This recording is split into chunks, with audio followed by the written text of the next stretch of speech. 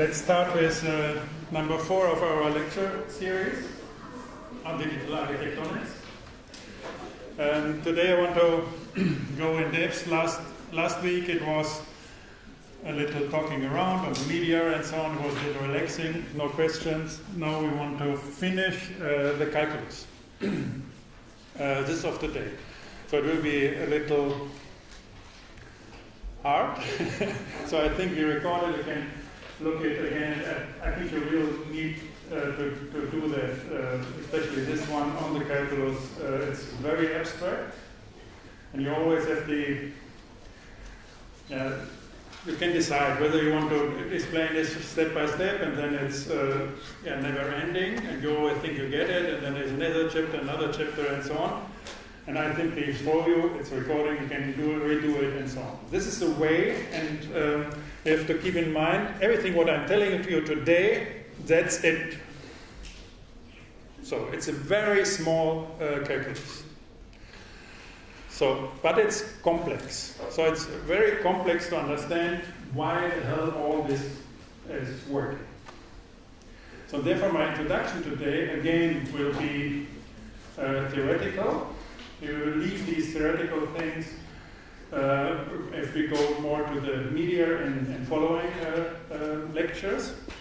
But today I think it's very important as well, because the key problem, as I always told you, is in computer science and in this stuff is, and I told you that I want to give you a kind of literacy in things. So it's reorganizing the way you're looking at the world and rethink the things you're used to. Get your literacy to the next level, which means it's a different substance your word is built off if you're literate in that. And therefore it's challenging for the things you know, of course. So, and I will start with that. But again now with the distribution. So I will do it every week like this. So you have here a zip file, uncompress it, and put all the files in your folder of this lecture, replace the old files with the same name, and then you have an updated version. First thing. Second thing is, always start with start. Never open another document before start, because then all the mechanics is not working. So I did this because otherwise you have a very complicated installing mechanism, and if you want to have these frequent updates, it's a little hassle if you go deeper and safer into the system. So I distributed, because last week it was the exam simply didn't work technically. I underestimated the fragility of the system. So it's a reasonable amount of people simply manage to have a good exam. And it worked technically, so that's in principle it's fine, but 2/3 of you somehow. So that's one error within the system, obviously. I think I finished it, fixed it. And the interesting now is, these are all the files, MTP exam, that's the new one.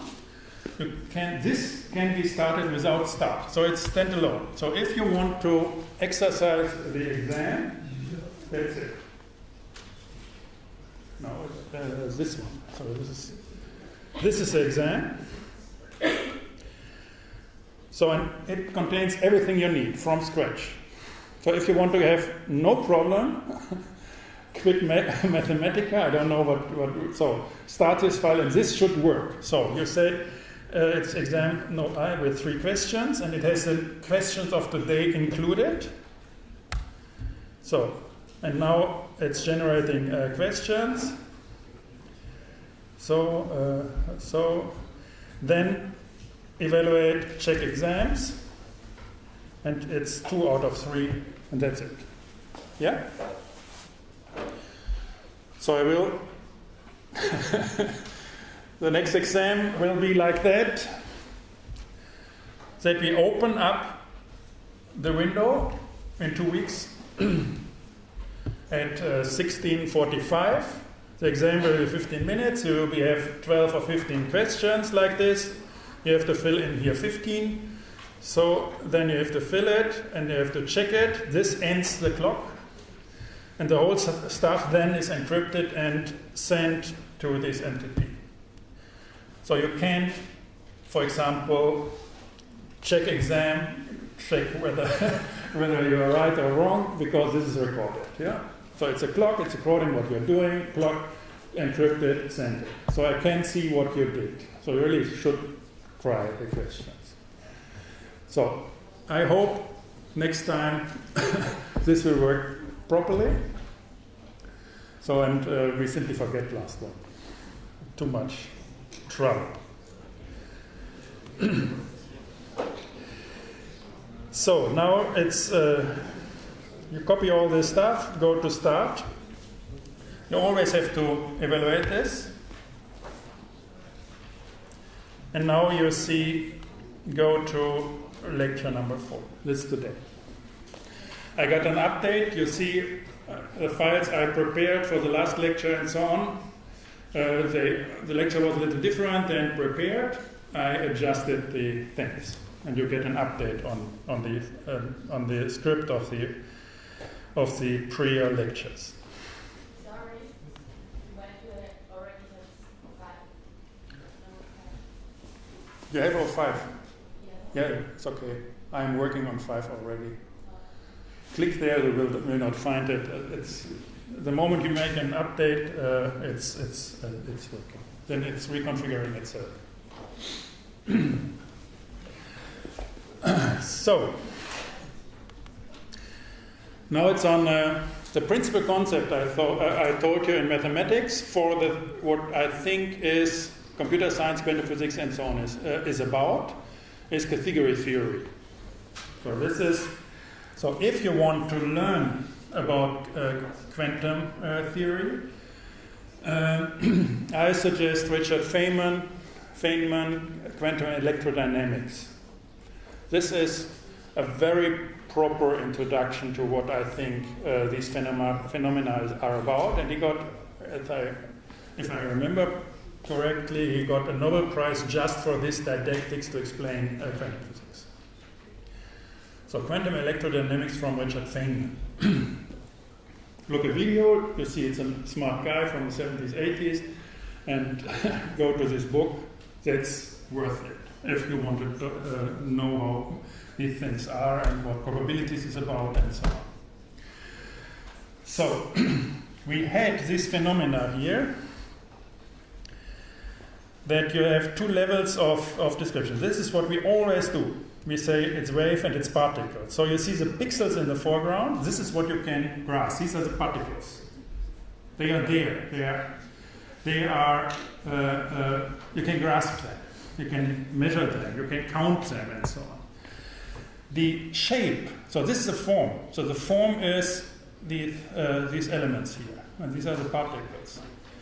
So the shape here is fiction. It's simply not there. So we got used to see it with our cultural context. So, but it's fiction. It's not there. So this is what we call the wave. So then we say we can grasp the pixel. And we say the pixel talks. It's a kind like a person. So it talks with a certain color or whatever. So it's there. It's an element. Whereas the form is not talking. The shape is not talking, the wave. You can see it and you can read it. So you should meditate about these things. And it's all about these things toggling around. So we have, for example, if we look in language, it's the same thing. For example, you say these pixels are active subjects. So they're electrified, they can change color, or they can emit sound, whatever. They are active subjects. So if you look in language for the other thing. So the opposite, the inverse setup in language, you have to always make it crisscross. So then you have an objective activity. This is what you're looking for, the shape and the wave with the A. So it's not an object, it's not a subject, it's an objectivity. Yeah? So, very similar here. Can put it on the show. I really like it.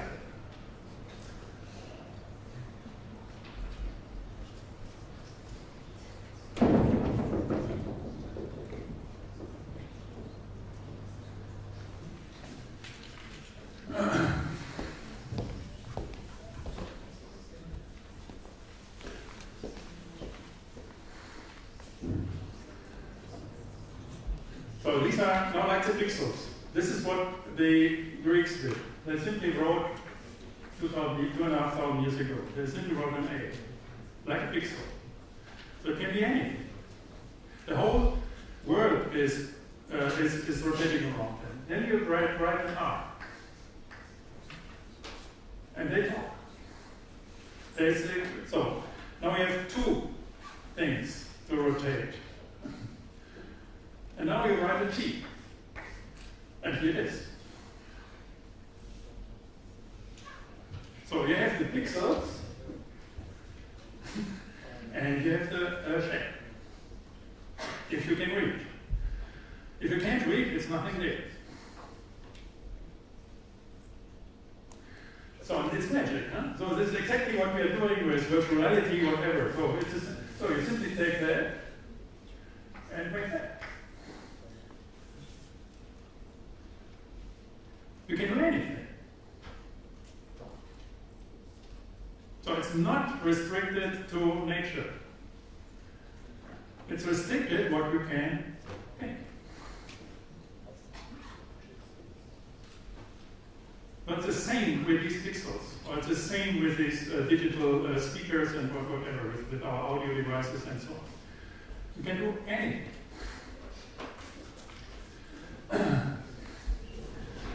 So, with characters, and this is they start to cover space, you can do anything.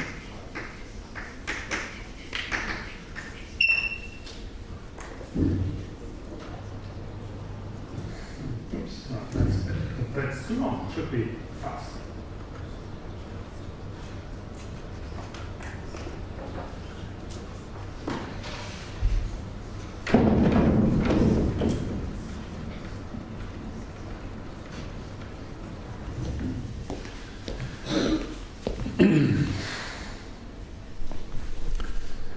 So don't take these texts, they are very better. So it's a kind of sketch, so it's a lot of errors and so on. I will work on that, there will be books on that, and it's in process. So, but the principal argumentation is there, and I like this poetic style, so because it's a kind of like programming. So, the drawings of the Greeks 2,500 years ago with Euclid and so on, the geometry of that is like the character. So you have one line, you have another line, you have a third line, you constitute them in space. So, and then you get these fictional things, these points. So these points are irrational. So they're not things. So the line is an abstraction of a thing, another line is an abstraction of a thing, but the point is simply not there. So that's geometry. How to get, like if you make an A, an N, and a T, and get an art. So here you get a triangle out of 3 points. Geometry is to constitute these kind of principal elements to create things which are not there. So this is a kind of graphics 2,500 years ago. The principal writing was phonetical language, phonetical writing. So, and the key invention in this writing was that, like here, the lines here, this is what you constitute. They are the consonants. So the older writings had been with consonants, and to glue that, and it's about gluing, that you get things stable even if they are not there, intellectually stable. These are the vowels in phonetical, the vocale in phonetical writing. So before that, in writing there were only consonants, and by that you always, the writing was always with the things. You can't decouple it because it can, depending on how you're looking at it, which context it is, it's not precise enough. It's not it's a kind of symbolization, or it's in coexistence with the things, how to write it. And by the introduction of the vowels, you had been able to decouple it, and it's with your tongue, it's with talking. So it's the same here with the red dots and the graphics. So now we go to give you an idea of how these things correlate. We simply go to the 15th century, and now my hypothesis is it's with lines. So there's one line, this is another line, these are two lines, and these are this and that. So now it's that, and now it's working. Till up. So this, for example, is art, the art. Now we change a single line, and we have the art. It's another thing. So my hypothesis is that now we left space, all these ordered of things, of lines, of points in space. All this can only experienced in time, so you have to move it, you have to run around. Yeah? And the way how to glue it is the perspective points. You glue it because the proportion is, while rotating it, all the proportions are changing all the time. So you're not any longer with proportions, like in Euclidean geometry, you're with proportionalities. And they are glued by the point of the perspective. So I'm able to turn it without losing meaning.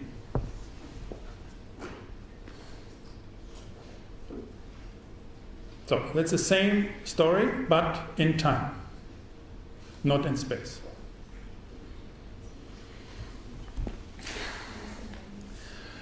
So what you're doing in time is, and this is what Renaissance did, that you not only can say anything, you're not anything, but you can do it anywhere. So what they did is they could write about things, they could about a construction and so on, and they could do it at another place. Because they are in time.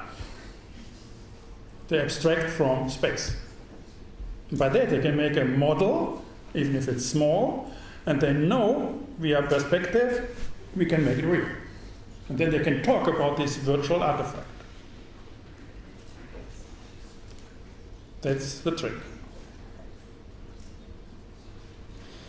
So our hypothesis is that we do the same now with code. Nobody knows what it is, everybody is puzzled, but our hypothesis is the same, but in life. So we can turn somehow time. So we have capsules of time. And we can keep capsules of time consistent if we keep these things alive. So it's up to you to create stabilities and constitutions in that. My strong belief is that you can learn, especially in the 15th, 16th century and 500, 300 BC, how to deal with that. Because there's strong symmetry in doing so. So, for example, the Master of Arts in medieval age is geometry, astronomy, arithmetics, music. This is a bachelor of things. The bachelor of the medieval age. So, and this is particle, wave. So, and the same, the art of calculus, what we have is body, head, expression, evaluation.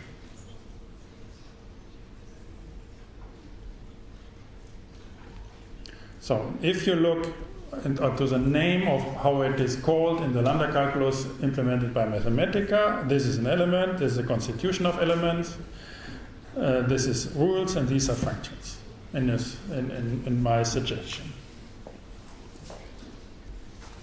So, to get links to that.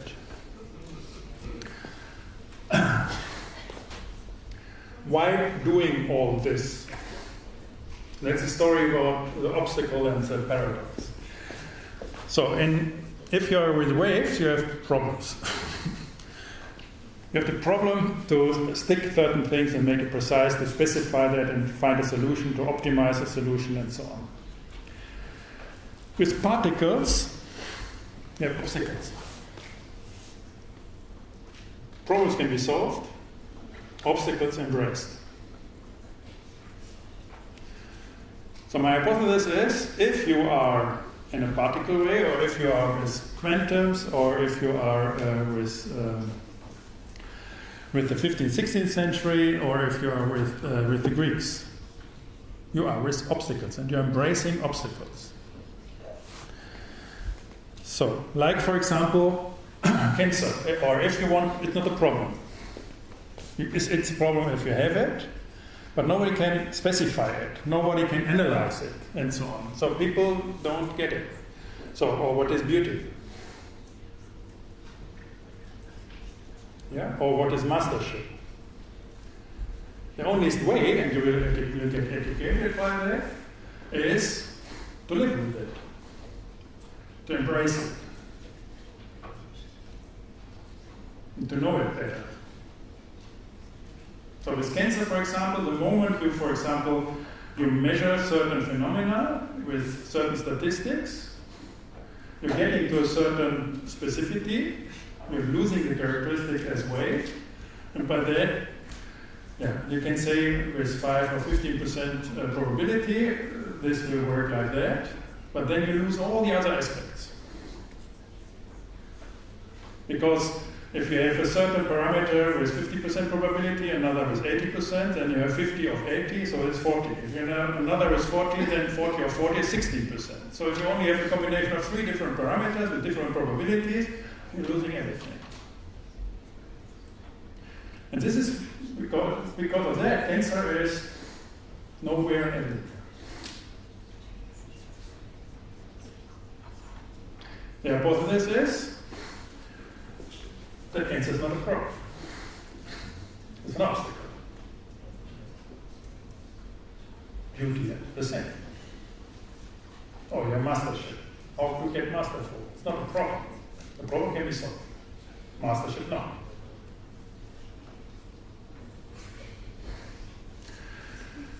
So category theory says, on the abstraction of life, how to get around obstacles of time. So there's a very nice and simple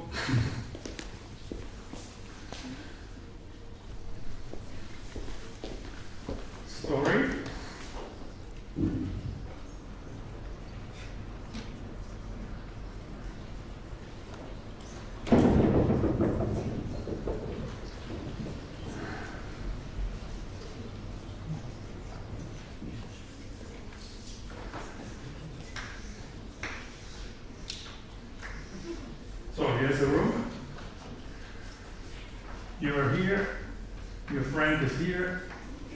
and you want to talk.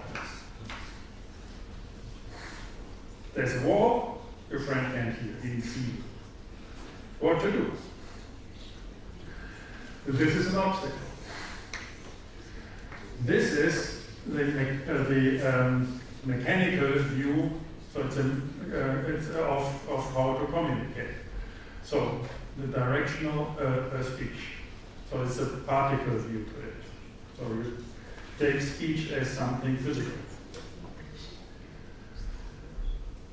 So there's an obstacle, can't do it.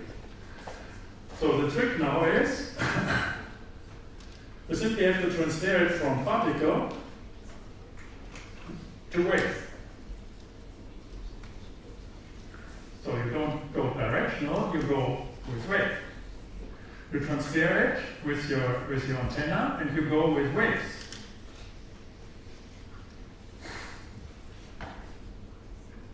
I told you, particles, they are local.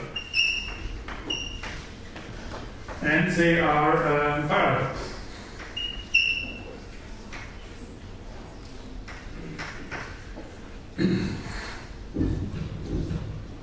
Waves, they are global. And they are infinite.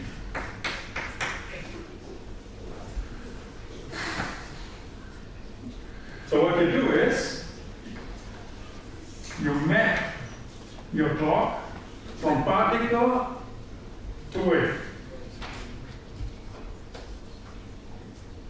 You map it from local to global. You have an antenna, and you go back to particle. Get it local again.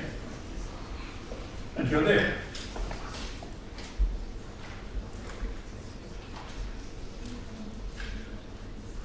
This is how it works. So the category is these things. So this is the category, this is the category. You can simply map a certain constitution or educate and so on, for example your speech, map it from one category to another one. This is a functor, which is a completely different physics. And then you map it back to your, in this our case, from a local obstacle, we transfer, map it to global, and map it back to local. So you always need a functor, and an inverse function. This is how to embrace obstacles. This is a smart way how to do it.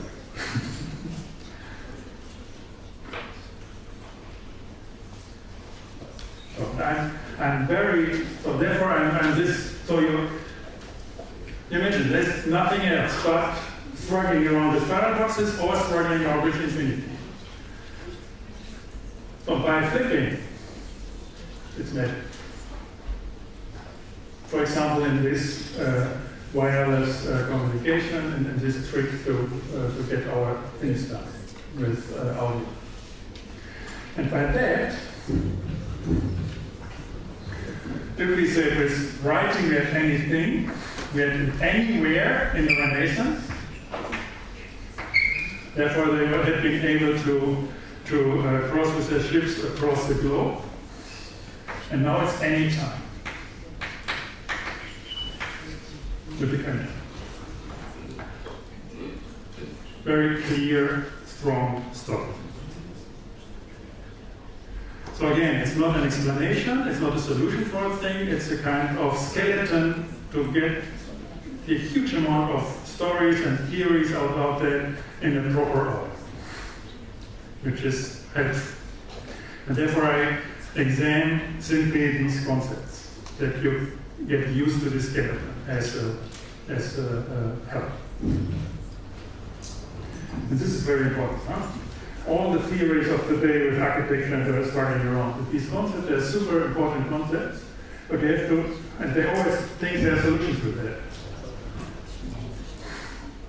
So here you have problems. Yeah, it's you're always trying to start off with infinite, and then you're local and global. With the categories, you can switch things. You don't have to solve problems. You embrace obstacles.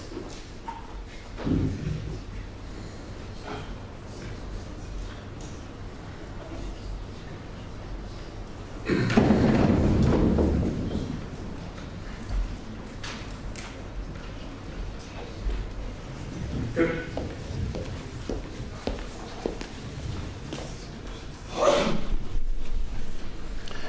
So these are the this is a schematic drawing. You always can go in and look how I did the drawing. If you like and interested, you can change the drawing. For example, you simply can change wave to particle here if you like. So the way to get around this obstacle is simply going from particle to wave and here. Here you are. Always making this round. So we had it with the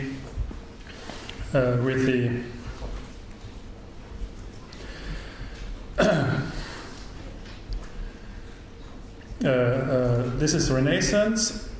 Then you go to wave, which is the primary thing, and then you go to Trenton. So it's a kind of getting more abstract. And then you have the symmetries here.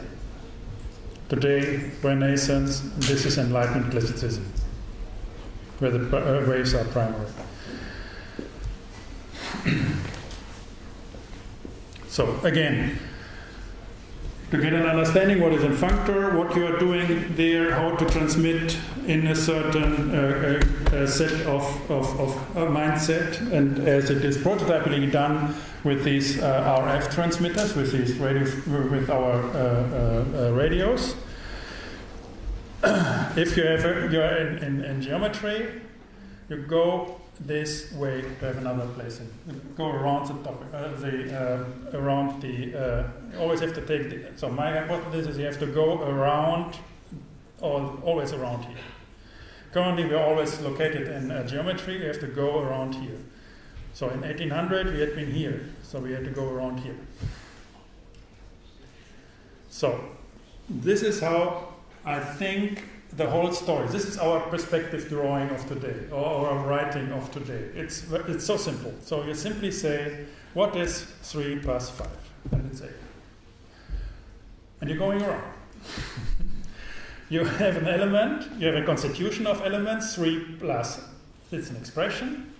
So you have plus square root 3 but 5 and so on. You have the elements, you have a constitution of elements. Then you evaluate these elements, an expression, and then get the results of it. Get it back. So, and as we've seen with the pictures, that you can, any picture, any sound, whatever, any 3D drawing, whatever, put it to numbers, put it to a number, and get it back. So, this is, so, yeah, you evaluate a certain structure, you see it's even not simple. You think it's just an addition, yeah? You can go here and, go here and see. So it's a crazy expression. And this is a rendering so that we get used to it. So and even this crazy expression is a number. So it's simply a number. So we can look for the number of that. And they keep that consistent so that we don't get irritated. But I can put in whatever I like, and it's putting that into a number, turning it on waves, whatever, getting back to have a nice new element. That's the thing you should understand. And it's the same thing by that. You decouple, as with the model or with the three-dimensional drawing in Renaissance. They decoupled, they had the cathedrals, they had their villas and so on. They simply decoupled the drawing with this perspective point, point in infinity. It's very important, it's infinity. With that and a certain algorithm, a generic algorithm, they've been able simply to get it to get the model of the building. And then they had been able to turn that around. So we got freedom in space. This is fixed.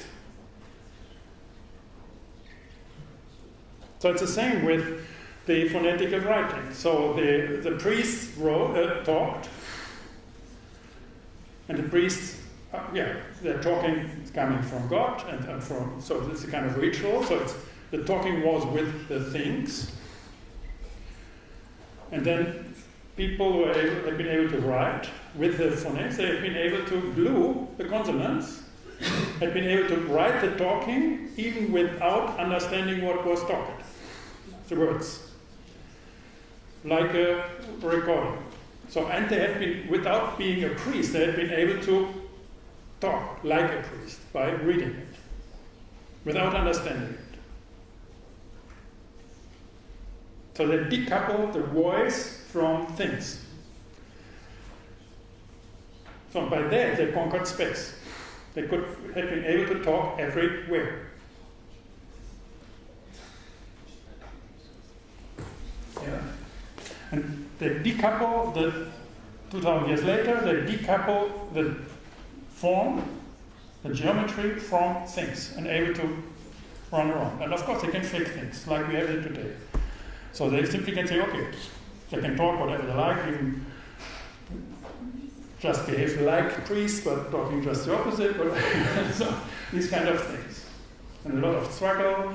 We have the sophists, and like we have today, everybody's talking, nobody knows what's right, what's wrong, and so on, because they start to fake talks. Nobody knows whom to trust, and all these kind of things.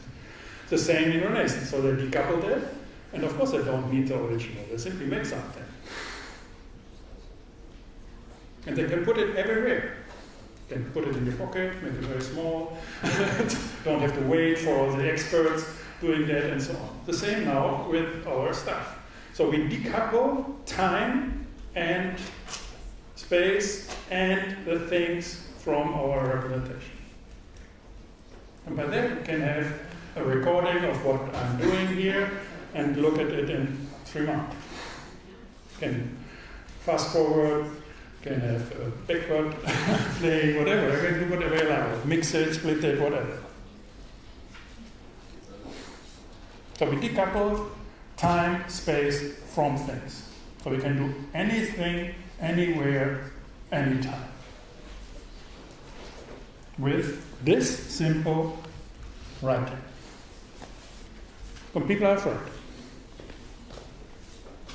And it's a challenge. And what history tells us, the onlyest way to stabilize our societies with this super powerful thing, because you can't trust in time anymore, is to get literate, so that a lot of people understand how this works, so that we can check whether it makes a sense. Yeah? Whether we can trust these things. But for that, you need to be literate. Good.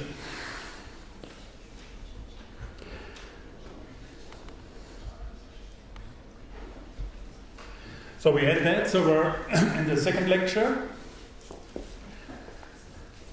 Again, particle wave to get these concepts clear. So now we are looking at the particle perspective with elements and configurations. Here, elements and constitutions. Configuration is synonym. We are on the particle side of the expression, of the calculus. So we have the body, the head, expression, evaluation, constitution, elements, rules, and functions to get these concepts clear. So the elements. So this is here the body. No, the head. So we had it here. If you want to follow, don't write in here because you can save things. You can make experiments. But so we have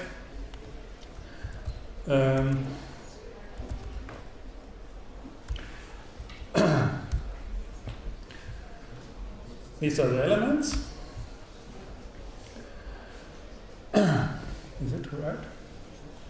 Yeah, we know only three different elements. We have numbers, we have strings, and we have symbols, which is the joker.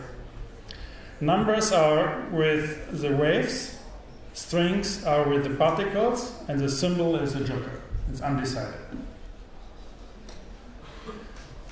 So here we are. So we have minus and we had that. We have the head. We have the body. So we can have multiple bodies, multiple elements within the body. Plus 3.5. So we have the square bracket here, indicating this is the body, this is the head. And two elements. So we have this kind of formal representation so that we are able to read that. This is called the full form. And then we have the infix form. It's this. It's the same thing. Just to get, it's another rendering to, like, instead of a black and white picture, get a color picture or something. So just to get used to it. So we had that. We got the graphical representation of that. We can assign a symbol. This is a symbol here, which is the joker, and we assign it to a number. This is an assignment. It's a set. In infix notation, you can say set of A3. It's the same thing. And we can ask for information of A, and then they say it's a global symbol, and this is the assignment. So the infix notation of this assignment is this. So it's not equal. So, and the prefix of information is this. So this is how to play with the element. So if you want to have, these are numbers, they are on the wave side. If you want to have a text, then you say B set assign B to Wendelin. So then it's represented in a sequence of parts, and they can't calculate on that.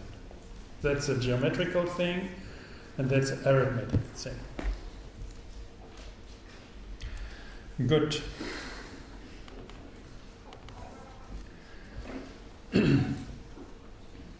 So, if I want to, for example, say A plus 3, in principle I say yeah,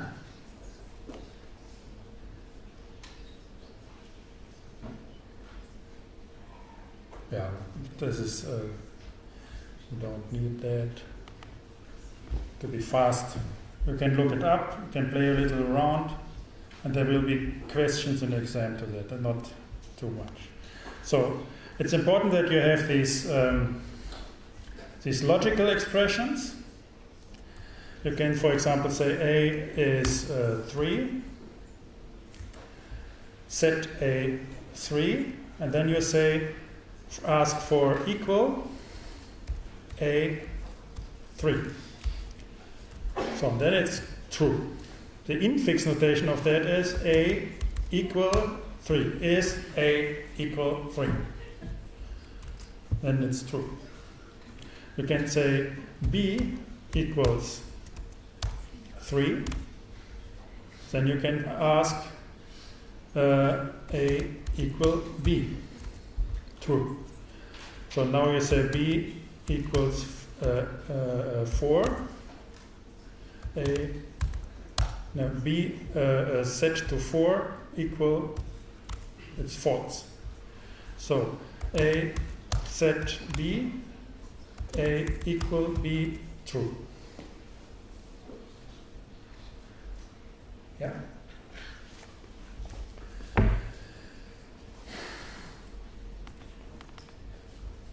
So this is what you always see is if I ask for, in this case here, for example, with B, I can ask what is B, and you say it's B is 4. So I'm always I'm writing with a symbol, and the symbol is assigned to a certain value, and therefore the moment I write A or B, the symbol is signing to a value. So the system takes the value instead of the symbol. So if I want that delayed, so then there is this trick, and this is very powerful and a little confusing at the beginning. So for example, look at this. You know, makes A, empties A, deletes all assignments of B. I'm clearing that, and all assignments of C. So I'm clearing that. Now, A gets 3, B gets A. Therefore, A gets evaluated, and this means B is 3, and C is B evaluated, so B is 3, plus 3 gets 6. So if you do that in a line, you see 3, 3, 6. Now we change. If we had a set delayed here, this means A is 3. We can ask for A. It's global A. We can ask for B. B keeps his reference to A. So he says, I don't want to have the value of A, but I want to have only the value the moment you are asking for it. So it keeps the link open, which means I can change A and B is affected.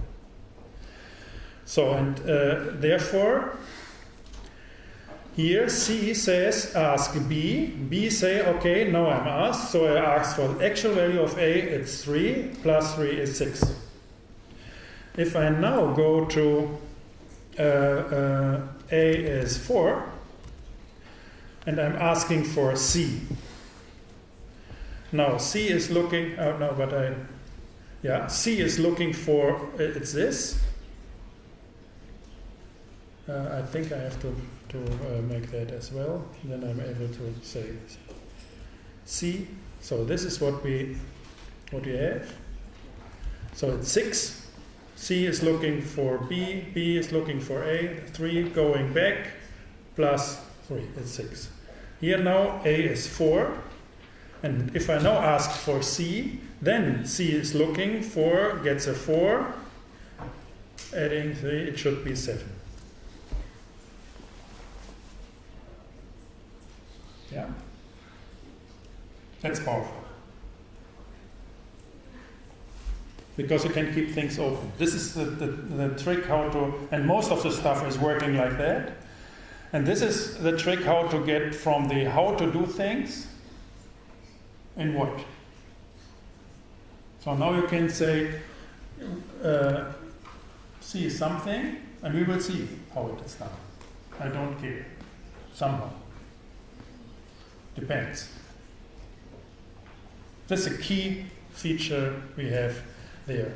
So in all imperative programming languages, so there's 95% of the languages out there, you always have to define the variables first, then and you build with solid foundations, you build and build and build, and then you have a clear structure, like the Eiffel Tower.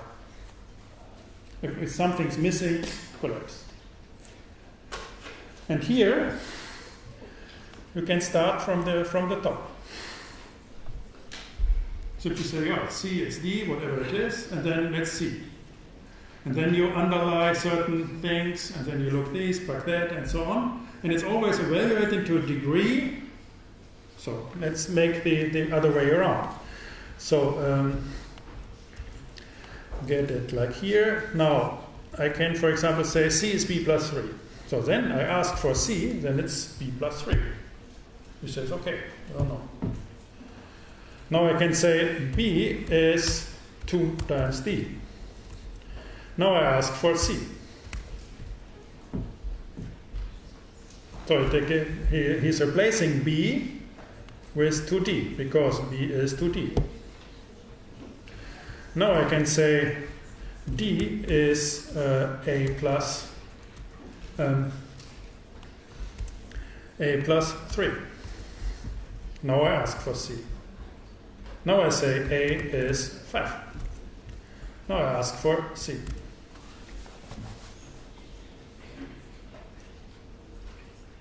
So it's just the other way around. This is what you're looking from the wave instead from the particle.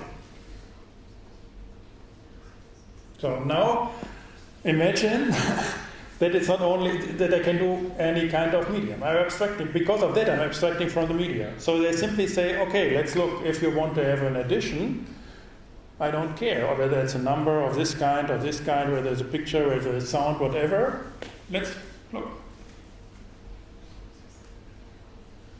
And by that, this is what I say, you're decoupling time. So the way how to process things and so on. You're decoupling from things, so it's not positive any longer.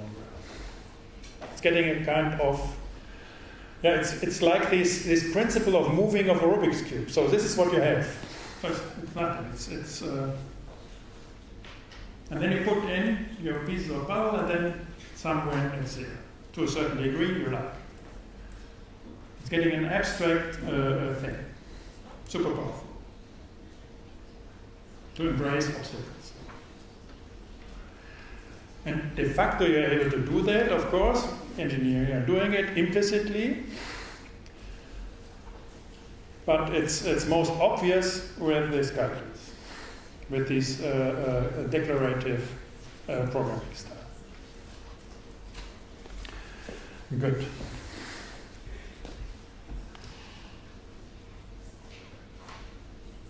So that's it with this stuff here. So I suggest having a break again for 10 minutes. Then I will go to rules and functions, and then Turing machine, cellular automata, fancy stuff. Yeah?